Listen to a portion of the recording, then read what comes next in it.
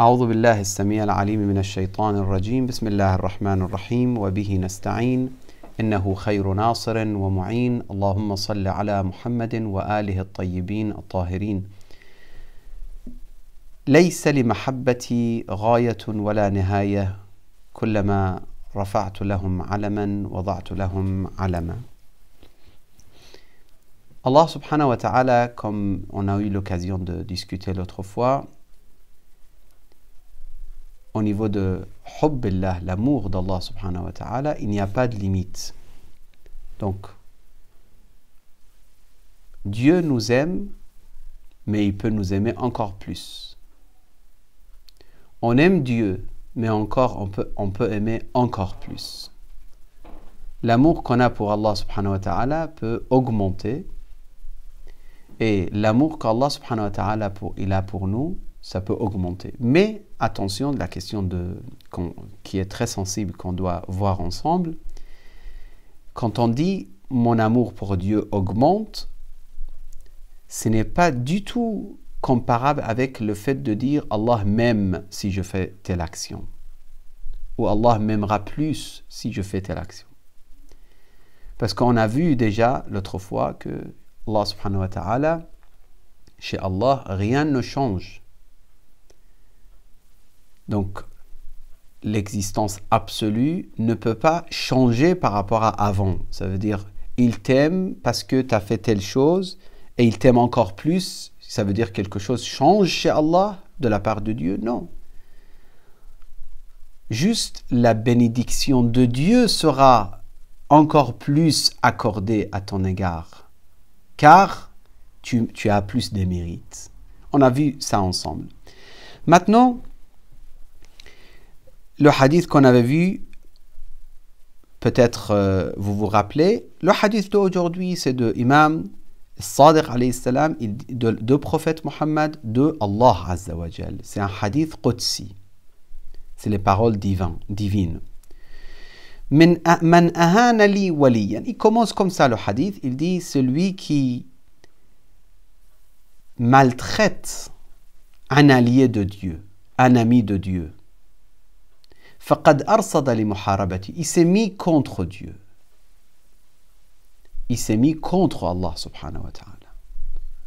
Il s'est mis en guerre contre Allah subhanahu wa ta'ala. Pourquoi? Parce que il a humilié un wali, un ami d'Allah subhanahu wa ta'ala. Après, bien sûr, cette question, déjà, ça demande d'être étudiée, analysée. Que finalement, si on manque de respect envers un mu'min, on humilie un mu'min dans la société, devant les autres, ou même si entre nous et lui, on est finalement, par rapport à cet acte, on est l'ennemi de Dieu. Donc, comment on parle, comment on réagit, comment on se comporte avec les autres, imaginez-vous combien c'est sensible cette question. Que ce soit la femme d'un homme, les enfants, ou un ami dans la société, un frère dans la communauté, etc. Après, le hadith dit, il parle le hadith de nawafel, ça veut dire les actions recommandées et non pas obligatoires. Surtout les prières recommandées.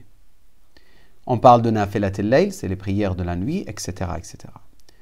Donc, dans ce hadith, il considère ces actions-là comme meilleure occasion de rapprochement vers Allah subhanahu wa ta'ala. Un jeune homme, un jeune homme ou jeune fille ou un homme ou une femme, il aime s'approcher d'Allah subhanahu wa ta'ala. C'est quoi le moyen? Parmi les moyens, à part le fait de respecter toutes les obligations et s'éloigner de tout ce qui est interdit, c'est de faire nawafel. Une personne, même s'il est très jeune, il peut dire, moi je vais commencer salat al-layl, 2 raka'a shafa', 1 raka'a watr, ça prend 3 minutes, 5 minutes, je ne sais pas combien, ça dépend comment on l'a fait, mais c'est l'occasion de s'approcher vers Allah subhanahu wa ta'ala. Mais quel degré il peut atteindre l'homme en s'approchant d'Allah subhanahu wa ta'ala. Ce hadith, il dit « Wa innahu la yataqarrabu ilayya bin nafilati hatta uhibbuh » Le serviteur, que ce soit homme ou femme, il s'approche grâce aux prières nawafil, non obligatoires, ça veut dire recommandées, tellement il s'approche d'Allah subhanahu wa ta'ala jusqu'à ce qu'Allah il dit « je l'aime ».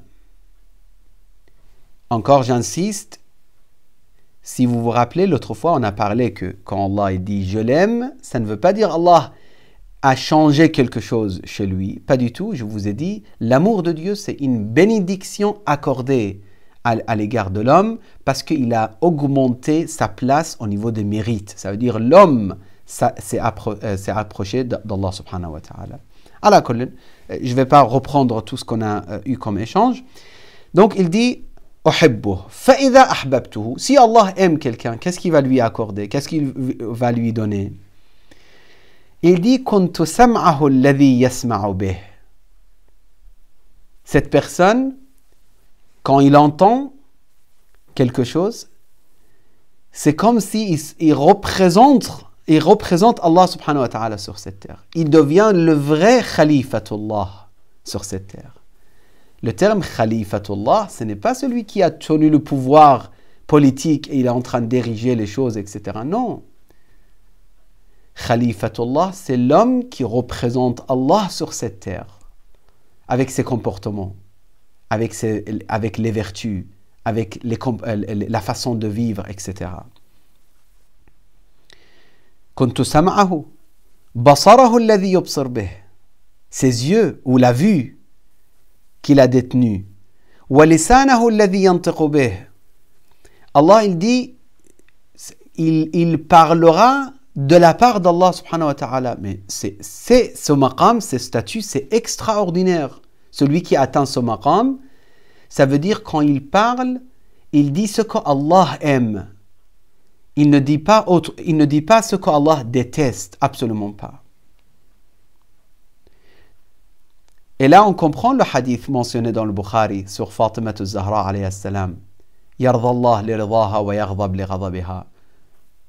Dans le Bukhari et Muslim, on retrouve ce hadith, on se pose la question, on dit, mais pourquoi Allah est satisfait si Fatima est satisfaite?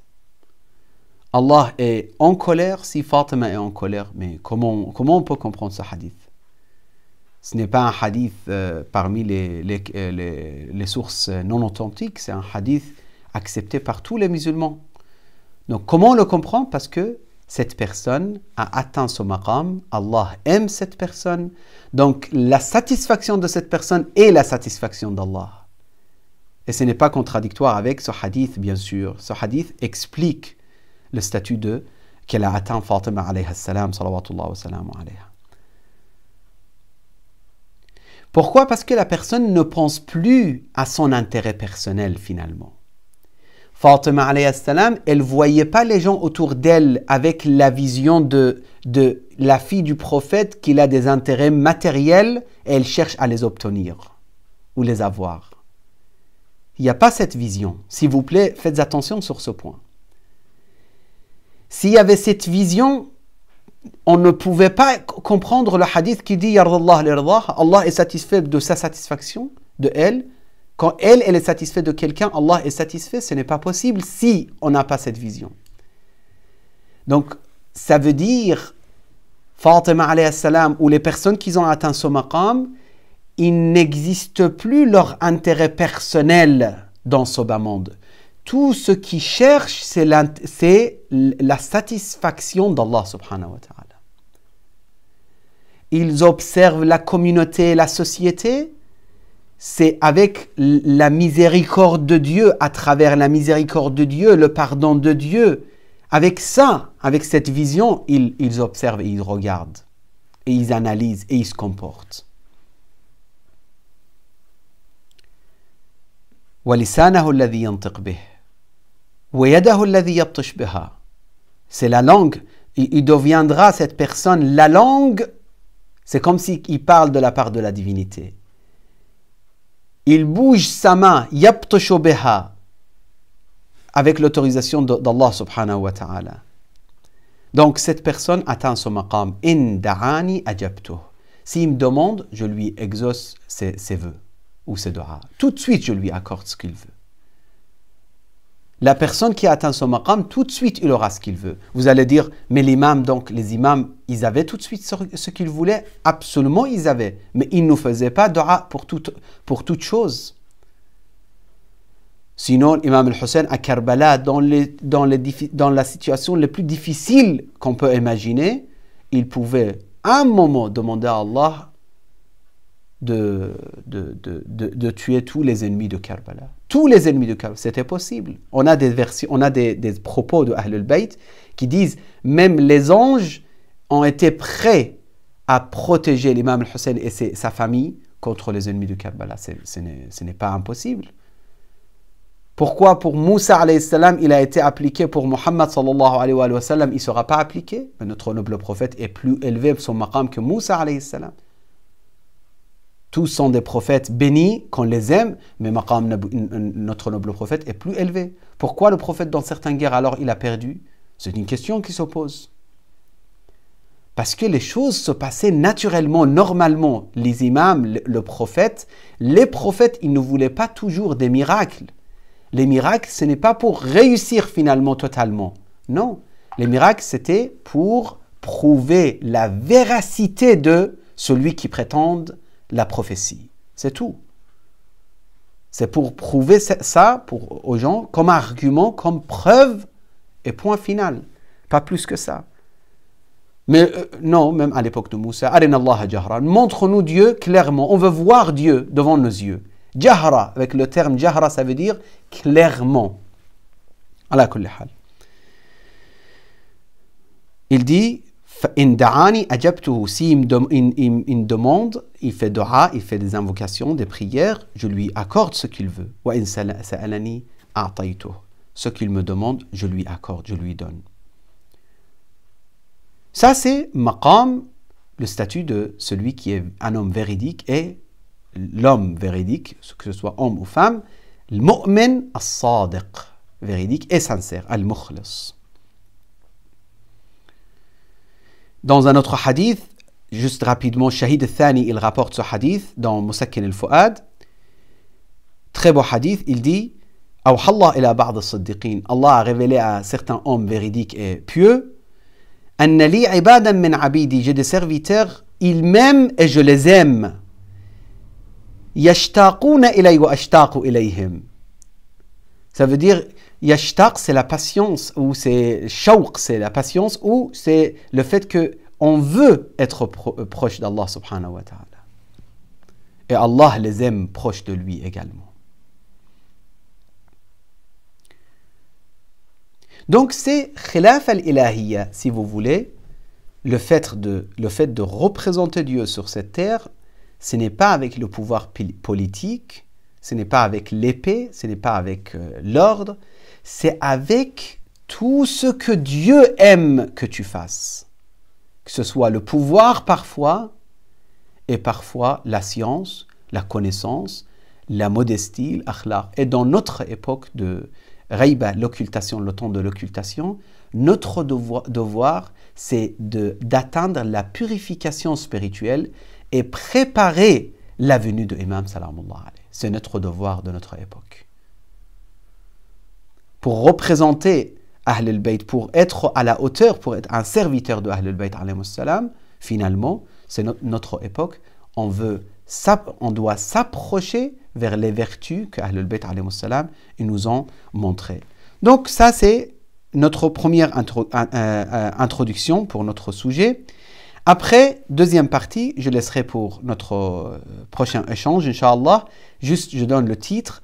Ulaïk, ce sont ces gens-là, les purs, qui sont aimés par Allah. Ce sont Ulaïk alladhina nadaru ila al-makhlouqin binadari ilayhim. Ce sont des gens qui observent, qui regardent, qui ont la vue vers les créatures d'Allah subhanahu wa ta'ala avec le même objectif, si vous voulez, ou même intention, ou même pureté que Allah aime et que Allah a vers ses serviteurs. Ça veut dire, si Allah, quand il regarde les serviteurs, il les regarde avec miséricorde et pardon. L'homme pieux, à chaque fois qu'il s'approche d'Allah, sa vision vers les gens sera de la même façon. Si Allah il cache les défauts des autres, l'homme pieux, quand il voit les défauts, il cache les défauts des autres. Il est sattar al-uyub, etc., etc. أولئك الذين نظروا إلى المخلوقين بنظر إليهم. Inch'Allah, la semaine prochaine, on développe cette question. وصلى اللهم على سيدنا محمد وآله الطاهرين.